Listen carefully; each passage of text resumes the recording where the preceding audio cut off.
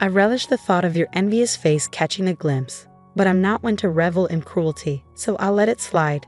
It might be rather awkward for you to witness me, so why not take shelter in the bathroom or some other secluded corner? She let out a raucous laugh through the phone, taunting me mercilessly. I hold nothing but contempt for this woman, more than anyone else in the world. No, in the entire universe. 13 years ago, she stole my husband from me. Cutting ties would be a relief, but alas, fate has tied us together as biological sisters.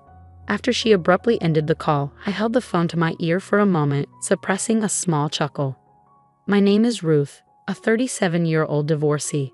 My marriage crumbled within a mere 6 months, all thanks to the scheming actions of my own sister. I have an identical twin named Rachel. Our resemblance is uncanny, often leading even our closest friends to mistake us for one another. However, despite our similar appearances, our personalities couldn't be more different. I tend to be reserved, while Rachel is assertive and bold. I excelled in academics, while Rachel thrived in sports. Rachel has a habit of speaking her mind without filter, often criticizing even my choice of attire with remarks like, "How could you wear something so unstylish? People will think I lack style too because we're twins." That would be dreadful. Our tumultuous relationship isn't confined to our home. Rachel has a knack for stirring up trouble wherever she goes. During our school days, I frequently found myself harassed by girls from other schools because of her antics. "Hey, stop getting on my boyfriend," she would shout, even when I had no idea who these girls were. "Not again, Rachel," I would sigh in exasperation. Rachel's penchant for snatching away anyone she fancied, regardless of their relationship status, only added fuel to the fire. While I blamed the men too, Rachel's actions are particularly egregious. What's worse, she often loses interest in these conquests as quickly as she ensnares them, sometimes ending relationships in as little as a week. "Rachel, you need to cease this foolishness. Have you ever considered the feelings of these other girls? And what about me? I'm suffering too," I once pleaded with her. Her response was dismissive, claiming that the jealousy of unattractive women was terrifying. As if her interference in my romantic life wasn't enough, she even had the audacity to belittle my boyfriend John. This man John is the same despicable ex-husband who callously discarded me 13 years ago. We became close while attending the same tutoring center, his quiet demeanor providing me solace in turbulent times. After graduating from the same university, we decided to tie the knot. Little did I know, just 6 months into our marriage, John would present me with divorce papers, uttering the words, "Please divorce me." I reached my breaking point, and I'm sure you know precisely why. Seated next to him was my sister, Rachel, her face smug with satisfaction. Taken aback, I stammered, I'm sorry, I don't understand. Did I do something wrong? I don't remember." Before I could finish, John slammed his fist on the desk, his voice booming. "Really? How dare you? You've been cheating on me. Can you still deny it after seeing this?" He thrust several pictures onto the desk, capturing a man and a woman entering a hotel together. To my shock, the images portrayed my sister, Rachel, entering a hotel with a man I didn't recognize. I couldn't comprehend what my ex-husband was accusing me of. No, this is Rachel. It's not me," I exclaimed. Rachel burst into tears, confessing, "I can't keep lying to you, John." John's expression softened as he turned to Rachel, thanking her for her honesty. I was left bewildered, unsure of what was happening. Then John directed his accusatory gaze back to me, launching into a fabricated tale that bordered on the absurd. According to him, I had been cheating on him, disguising myself as Rachel to deceive him. He had fully bought into this ludicrous narrative spun by my own sister. Furious, I responded to my ex-husband, "Are you serious, John? You've been with me for years, and you believe my sister, whom you've known for only a few months? Are you in your right mind? Are you an idiot?" My calm retort seemed to infuriate him further, leaving him only capable of glaring at me in response. To my astonishment, Rachel had the audacity to flirt with John. "Though you share the same face, your personalities couldn't be more different," she remarked, shamelessly attempting to charm him. "You're not charming at all." Rachel always listens to my grievances with a smile. She's so patient. I couldn't wrap my head around what I was hearing. Rachel's tears seemed so artificial, and behind them, I could sense her smug satisfaction. Rachel had always been a master at playing men, ever since our school days, but her targets had shifted with her career. Now she sought men of status and wealth. John, my ex-husband, who worked for a prominent corporation and hailed from a well-off family, fit her criteria perfectly. It dawned on me that she must have set her sights on him from the moment I introduced them at our wedding. My ex-husband had been completely taken in by my sister's deception. I never imagined that the man I had been with for so long could be so easily fooled. In that moment, any lingering feelings I had for him faded rapidly. You two are despicable. Do as you please, but never show your faces in front of me again, I declared, my voice trembling with suppressed emotion. Despite the tears threatening to spill, I managed to hold them back. Without hesitation, I filled out the divorce papers and tossed them at the two of them. I knew my sister's cunning too well. She and John probably hadn't consummated their relationship yet.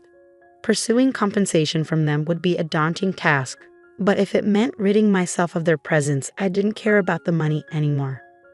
Upon returning to my parents' house, their fury at my sister's actions led them to disown her. When questioned about her reaction, she brushed it off, saying, "Oh really? I don't care. But if you're having money trouble, they'll come begging to me." Okay, bye then, trivializing even her own parents' feelings. A friend later informed me that my ex-husband and my sister had tied the knot just 3 months later. I was left stunned, unable to even shed a tear. For 13 years since then, I had not laid eyes on my sister and her husband. Then, out of the blue, I received a call from an unknown number on my cell phone. Hello, Ruth. The voice on the other end greeted me, instantly recognizable. I couldn't fathom how she had the audacity to address me as Rachel. "I don't know how you have the nerve to call me Rachel," I spat out, incredulous. Rachel chuckled in response, her tone lacking any semblance of remorse. "Are you still holding a grudge? You're always so gloomy, Ruth.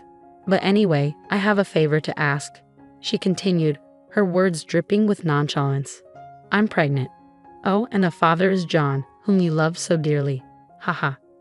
So I thought you could be the one to break the news to our parents about their first grandchild, since they won't listen to me." Her brazenness left me speechless. "What reason do you have to be so cheerful when you've been disowned?" I retorted, my frustration simmering beneath the surface.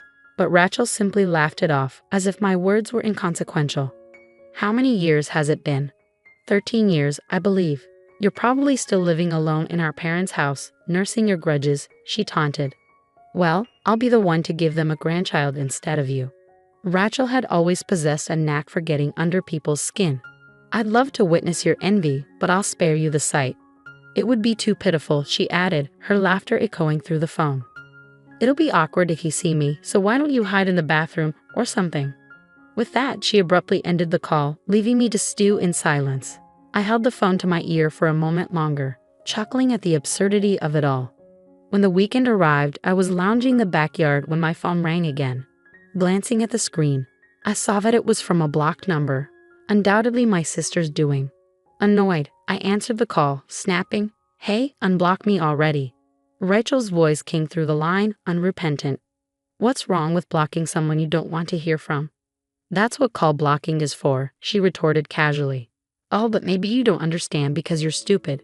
I couldn't help but laugh sarcastically at her arrogance. Suddenly, I heard a crash on the other end of the line, indicating her irritation. "I've come all this way. Why is nobody home?" "I told you I'd come today, didn't I?" "Huh? You were serious." "I initially thought you were joking," I responded calmly to my younger sister's enraged and slightly shaky voice. It was apparent she was standing in front of our old house, the one none of us resided in anymore. Concerned about the potential disturbance she was causing, I swiftly provided her with my current address and hung up the phone. After about an hour, the doorbell chimed, and there stood Rachel and John, her sullen expression matching his. Without preamble, Rachel launched into her tirade. "You've got some nerve. And what is this place? Why on earth would someone like you be living in such a nice apartment?" Her eyes blazed with anger. Unfazed by her outburst, I calmly informed them that the neighbors wouldn't appreciate the commotion. Inviting them inside, I led Rachel to the room, where she seemed taken aback by its size. Suppressing a smirk, I gestured towards our mother, quietly observing from the couch. "Well, you said you had something to discuss. I don't mind at all. But if I'm in the way, should I hide in the bathroom or something?" I quipped sarcastically, eliciting a sharp retort from Rachel. Moving closer to our mother, Rachel nervously greeted her. "Hi, Mom. Long time no see. I'm pregnant, which is why we wanted to discuss if it's possible for John and me to stay here for a while." Suppressing a burst of laughter at her audacious request, I exclaimed, "Wait, you want me to live with you guys? No way. Have you forgotten what you did to me in the past? Absolutely not." But Rachel cut me off sharply, snapping, "Ruth, just shut up. This house is still under Dad's name, right? You can't even get remarried, and you're still leeching off our parents. How pathetic for a single woman like you." With a smug grin, Rachel declared, "Great job taking care of our folks. From now on, John and I will live here and take care of them. So can you leave? Oh, and where's Dad? Is he at work?" I had reached my limit, but it was our mother who spoke up first. With quiet solemnity, she informed us, "Dad's gone. He passed away." Those few words hung heavily in the air. My parents were always serious people, and despite my divorce 13 years ago, they had always apologized to me, even though it was Rachel's fault. My father, in particular, used to express regret, saying, "Maybe it was my fault for not raising her better. I'm sorry, Ruth. I'm really sorry." His depression deepened to the point where he found it difficult to continue working. At the time, both of my parents were in their early 50s, and we were surviving on my income and Mom's part-time job. A while later, my father was diagnosed with cancer and passed away 10 years ago. Just before he died, he made a request: "Don't tell Rachel anything. I don't think I'll make it to heaven if she comes to my funeral." True to his wishes, Mom and I didn't contact Rachel. We moved into our current house about 5 years ago. Mom had developed issues with her leg due to overworking, and we decided against renovating our old house, situated atop a hill, fearing it would be too much for her to manage. Since moving into this accessible home, Mom's leg had been feeling much better. Though I tried to maintain composure, thoughts of my late father threatened to overwhelm me. Tears welled in Mom's eyes, mirroring my own sorrow. Predictably, Rachel's response to her grief was callous. "Too little, too late. Besides, it's not my fault Dad got sick. In fact, you're living in such a nice place now because of Dad's inheritance, right? That's not fair. What about my share? Didn't I have the right to inherit?" She spat out, nonsensical accusations slipping effortlessly from her lips. Without hesitation, Mom retorted, her anger palpable. "Inheritance? There's no such thing. You only came to us when you were in trouble, doing stupid things before your marriage. How many times do you think we paid alimony because you messed around with a married man? Live with you? Never. You must be joking. Don't be ridiculous." It was the first time both Rachel and I had witnessed Mom so enraged. Sensing the tension, Rachel fell silent. Then John, who had remained quiet like a puppet until now, interjected, "Rachel, you've been deceiving me, haven't you? Ever since. I married you, and my life's been a mess. You're a reckless spender, and you don't do any housework."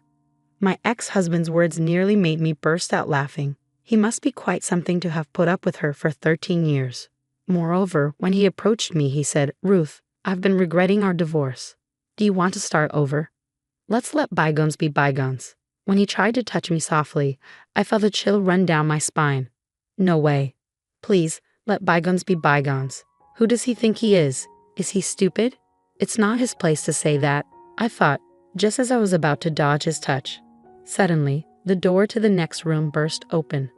"Could you not touch her with your dirty hands, please?" a man exclaimed as he appeared, catching both of us off guard. Ignoring Rachel's murmurs of confusion, I explained, "I told you to stay hidden because I didn't want to involve you." He responded, "I couldn't stand it when he tried to touch you, Ruth. Besides, I think having a third party will help the discussion, don't you think?" Exasperated, I introduced them. Okay. This is my husband, Alex, and Tony, come here. This is our son, Tommy. He's 8 years old." Tony, who had been peeping out from behind the door, glared at Rachel and her husband. "Huh? You're remarried? Unbelievable." "Why?" Rachel was more surprised than anyone that I had a husband and a son. My ex-husband, John, was equally shocked, gaping like a fish out of water. "What do you mean? Why? How many years do you think it's been?" "It's been 13 years. 13 years, and despite all that time passing, you guys haven't changed one bit. though I added somewhat sarcastically. Their faces turned bright red. I met my current husband, Alex, shortly after my father passed away. We were colleagues for a while, and one day he asked me out. When I rejected him, saying that I was a divorcee, he responded, "Does being divorced mean you can't remarry?" He asked me out once more, and we got married a year later. Our son, Tony, was born the following year. Alex treats my mother very well, doesn't mind us all living together, and my in-laws, who already live with Alex's brother and his wife, have reassured me, saying, "We're glad you're here for Alex." It was Alex who proposed moving to our current house, concerned about my mother's mobility. Facing the two shocked individuals, I firmly stated, "My mother and I are living our lives here. Can you not disrupt?" Turning my attention to Rachel, I continued, "You said you were pregnant. How many months along are you?" Their flustered responses to my question hinted that Rachel was likely lying about being pregnant. I had been married to John for only 6 months, and I never got pregnant. That fact had been the reason my former mother-in-law used to make snide comments. If Rachel wasn't pregnant, it meant that was probably the case. Rachel seemed to get along with my bad-tempered former mother-in-law. Unable to endure the harsh glares from my family, the two hastily left our house. I mean, I had heard stories, but is she really your sister? She does look like you, but her character. Alex remarked, trailing off. Anyway, it's settled for now, he concluded with a smile, to which I responded with a bitter smile. Really? Later that evening, the doorbell rang incessantly. Watching the monitor, I sighed. They came after all, I murmured to myself. Opening the door, I found Rachel and John standing there with pale faces. "We need help. Can you lend us some money?" they pleaded, kneeling down. My husband looked puzzled, but my mother and I felt differently. During the day, while waiting for a call from Rachel, my mom received a call from a certain individual, a friend of my deceased father, who currently rented our old home. His family was living there now. When I returned home, I found the flower buds in the garden ravaged and the windows cracked. The security footage clearly showed a man and a woman, with the woman infuriated, stomping on the flower beds and hurling stones at the windows. Of course, it was my enraged sister, Rachel. During a phone call with me, Mom had given Rachel's contact information to Dad's friend, and upon learning about Rachel's actions, he was furious. It seemed that in the damaged garden, there were rare flowers that were difficult to grow, and they asked for compensation. They seemed to be struggling financially to the point of having difficulty with housing, so I expected them to turn up again. But I never thought they'd show up that very day. I must admit, their audacity impressed me. "I can give you some money, but there's one condition," I stated firmly as I watched them trudge home with slumped shoulders. Despite myself, I couldn't help but laugh inwardly and think, "Serves you right." In their hands was a written pledge I had just made them sign. I had ensured they wrote in the pledge that they would never approach me again, in return for me taking responsibility for this incident. But Rachel is still my sister by blood. It's hard to completely cut ties with her. There may come a time when she'll use the power of the authorities to approach me. When that time comes, I'm prepared to fight using the audio recordings I secretly made 13 years ago. This time as evidence. Because you see, I have no intention of forgiving my sister and her husband anytime soon.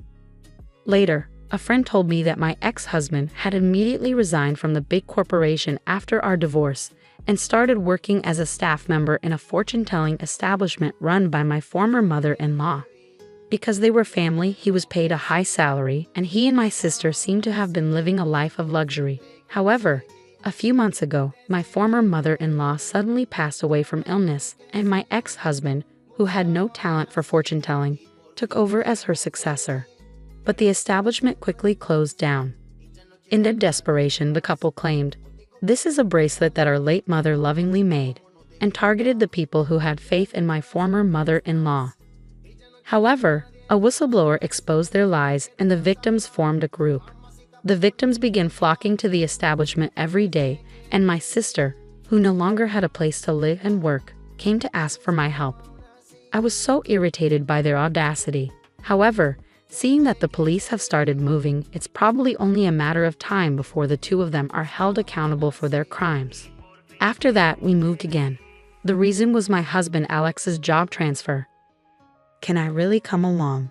Mom asked apologetically, to which Alex, my husband, responded with a chuckle. "What are you talking about? You're an important part of our family, Mother. Even if you resist, I'll carry you over my shoulder and take you along, okay?" Upon hearing Alex's light-hearted joke, Mom let out tears of gratitude. "Grandma, you're crying again. Here, have a Kleenex." Tommy, serving his emotional grandmother, was concerned but still smiled. As I watched my family, I felt a wave of gratitude for the happiness I felt.